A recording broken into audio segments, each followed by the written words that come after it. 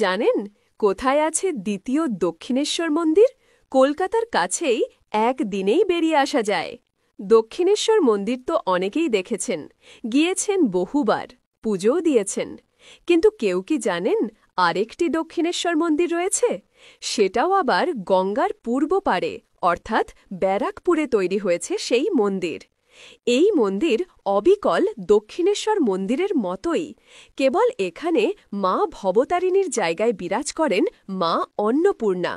অন্নপূর্ণা মন্দিরটিও তৈরি করেছিলেন রানী রাসমণির বংশধররাই।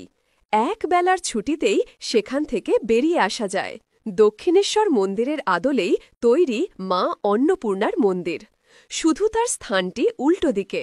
যেদিকে মা ভবতারিণীর মন্দির রয়েছে, সেরকমই গঙ্গার পাড়েই ব্যারাকপুরে তৈরি হয়েছে মা অন্নপূর্ণার মন্দির।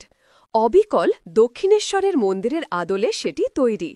অনেকেই জানেন না এই মন্দিরের কথা। স্বয়ং রামকৃষ্ণ এখানে এসেছিলেন 4 বার। এখানেও রয়েছে রাসমণি ঘাট, যেখানে রামকৃষ্ণ নিজে স্নান করে গিয়েছেন। এমনকি মন্দিরটি উদ্বোধনেরও সময়ও রামকৃষ্ণ নিজে ছিলেন সেখানে। মা ভবতারিণীর মন্দির তৈরির নেপথ্যে যেমন একটি গল্প রয়েছে, সেরকমই এই মা অন্নপূর্ণার মন্দির তৈরির নেপথ্যেও একটি গল্প রয়েছে। কাশী যাওয়ার পথে স্বপ্নাদেশ পেয়ে ফিরে এসে রানী রাসমণি গঙ্গার পাড়ে তৈরি করেছিলেন দক্ষিণেশ্বর মন্দিরটি। সেরকমই কাশী যেতে না পেরে তার জামাতা মথুরামোহন অন্নপূর্ণা মন্দির তৈরি করতে চেয়েছিলেন, কিন্তু জীবিত অবস্থায় তিনি সেটা তৈরি করতে পারেননি।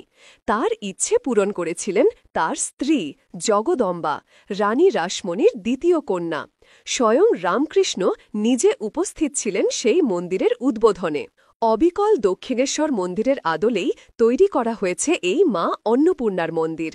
সেটি তৈরি করেছিলেন যারা, তারা দক্ষিণেশ্বর মন্দিরটি তৈরি করেছিলেন। সে কারণেই অনেকটা সেরকম করেই তৈরি করা হয়েছে অন্নপূর্ণা মন্দিরও। দক্ষিণেশ্বর মন্দিরের মতোই মূল মন্দিরের পাশে একটা নাট মন্দিরও রয়েছে। আবার মন্দিরের চারপাশে রয়েছে 6টি 8 চালার শিব মন্দির। তার প্রতিটিতে 3 ফুটের শিবলিঙ্গ রয়েছে। দক্ষিণেশ্বর মন্দিরে রয়েছে 12টি।